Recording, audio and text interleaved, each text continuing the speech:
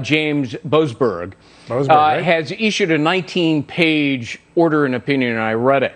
And we're going to put up on the screen the salient points of it.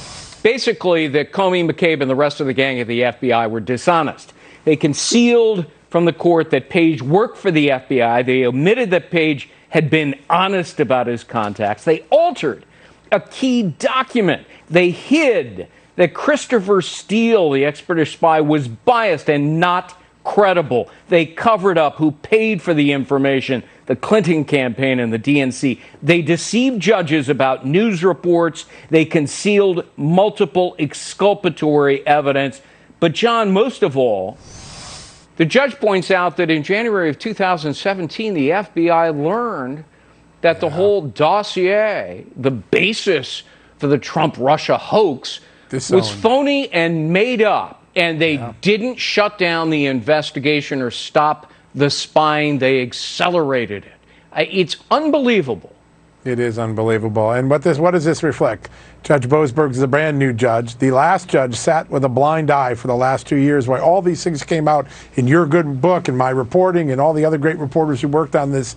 There's a new sheriff in town, and maybe the FISA court's getting a little tougher, but it's a small step, banning these employees from appearing before the court over the next few months until it's resolved which ones engaged in misconduct and which didn't. It's a small step in a much larger need for accountability in what went on here. That list you just rattled off is atrocious. It shocks the conscience of anyone in America who values liberty. Right, and it also means there should have been no special counsel.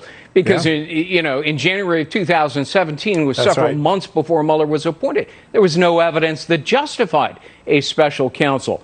What disturbed me from Boasberg's opinion and order, the FISA court isn't taking any responsibility or blame. Great point. He doesn't say, hey, judges, why didn't you examine the evidence, challenge its sufficiency and legitimacy? Why didn't you do your job? You didn't even hold hearings. And my goodness, this was a warrant to spy on a presidential campaign.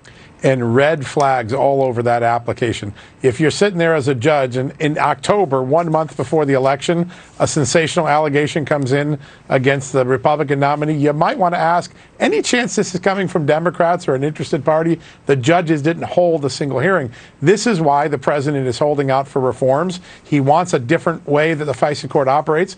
And that's why we're in this, potential area where we might see the law expire for a period of time. Even though FISA as an overall tool can be very important, it's been so abused the last few years. Someone has to hold out to get the changes, and the president is taking that lead. There is a new story out, just came out a couple of hours ago. Christopher Steele, the ex-British spy, who more than anybody else was responsible for the Russia hoax and the 3-year nightmare here in America with his phony dossier, now says, speaking at Oxford, he says he will not cooperate with William Barr and John Durham. There's some of the quotes from Christopher Steele. Well, I wouldn't cooperate if I were him either, because there's a criminal referral against him for lying. Yeah, no, listen, the smartest thing that Christopher Steele said in that whole interview was, I think I've said enough, and that's probably exactly right. He should have stopped talking before he wrote his dossier, and we wouldn't have gone through this crisis. But he's got no credibility. And I remember a few months ago, Politico had this story. I don't know if you remember it.